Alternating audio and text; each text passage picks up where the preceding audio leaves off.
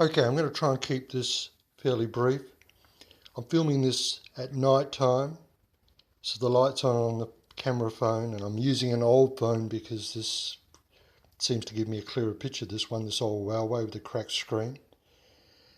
Anyway, this is something I built many years ago, this simple VHF receiver, and Peter was saying, what's your favourite sort of simple receiver you've ever built? And anything I've ever built's always been simple. And I talked about this a few days ago on Peter's channel in the comments, that the receiver he'd built reminded me a bit of this thing, although it's not the same, of course. And anyway, this is from Electronic Australia, March 1979. And this magazine no longer exists anymore. I think on one of Peter's videos he said how Electronic Australia doesn't exist, but we still got Silicon Chip, but I haven't bought that. I used to buy that one all the time. I haven't bought that for years. And this is by Ian Podgin, so I better give him credit.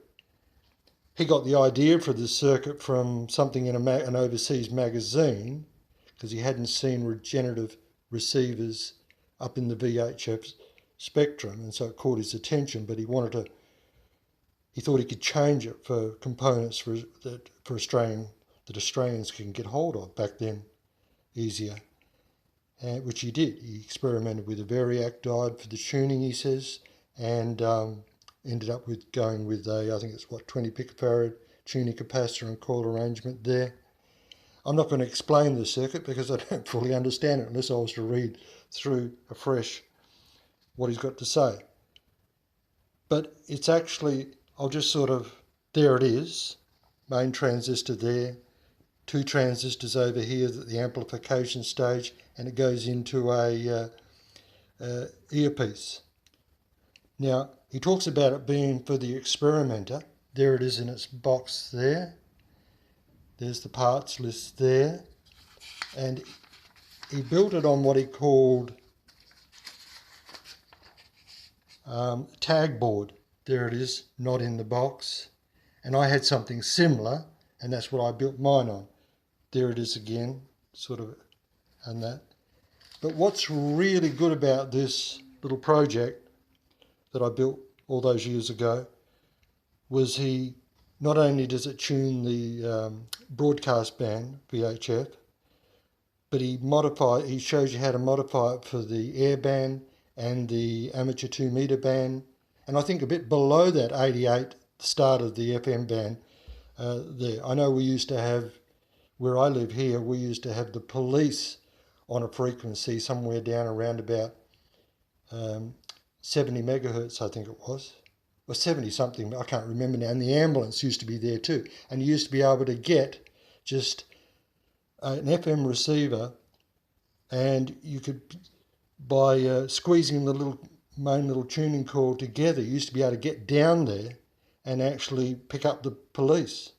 And I did that with a few receivers, and one I actually cut the little coil off and soldered a new one in on the wires that was sort of sticking out of the board.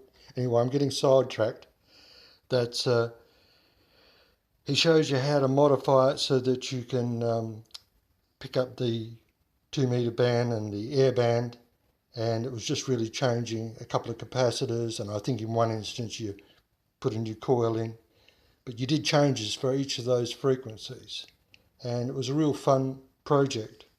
And so I don't suppose there's anything more to say. I see Peter's got a super regenerative VHF receiver coming up, so that's going to be a lot of fun to have a look at. Now, one thing I'm going to show, because I'm so proud of this, although I built it many years ago, it's not actually a receiver. This is actually a little packet radio modem I built from a kit. Back in an old edition of Electronic Australia, when packet radio was in its heyday. I'm not a ham, but there was an article there about packet radio, and this little modem was very much, because there was more just electronic enthusiasts probably reading Electronic Australia than amateur radio operators, although they would too. It was very much aimed at people being able to build this little kit and if they had the a scanner to be able to pick up the packet radio or the two-way radio on that frequency, which it was 144 to 148 megahertz, I think, and we used to down here have it. I don't know whether there'd be any. I don't think there'd be any packet going now. But anyway, the idea was that you could build this little kit and you could listen in. And the article was by an amateur radio operator who lived in Tasmania, and he supplied the kits. And it came with, it originally came with Baycom software, but Baycom apparently had a similar kit themselves. Their software was free to use. Back in those days, you would have been downloading it from a BBS, and it was free to use. But he got a letter saying stop giving your software away with your project, because they were in competition with him, which was fair enough. And so he sent some other software. It was a German-made one, but he said there's nothing stopping you downloading the Baycom one because it's freely available. It's just that they didn't want him giving their software away because they were in with his project, because they were making something like this too, because I think that